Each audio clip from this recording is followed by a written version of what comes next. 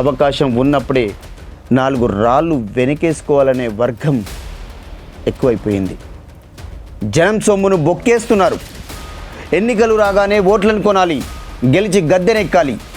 ఇదే చాలామంది కాన్సెప్ట్. ఓట్లను కొనేవారు కొంటారు, అమ్మేవారు అమ్ముకుంటారు. కానీ లోలోన రగిలిపోతున్న యువత ఎప్పుడో ఒకసారి బగ్గుమంటారు.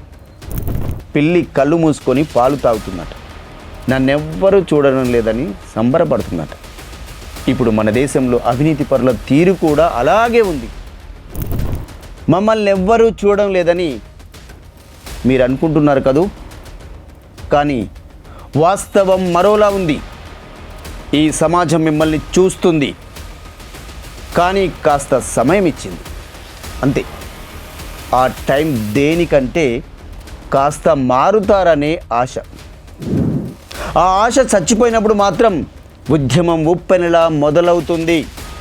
ఎందుకంటే మన చుట్టుపక్కల దేశాల్లో జరుగుతున్నదంతా మన వాళ్ళు గమనిస్తూ ఉన్నారనే విషయం మర్చిపోవద్దు.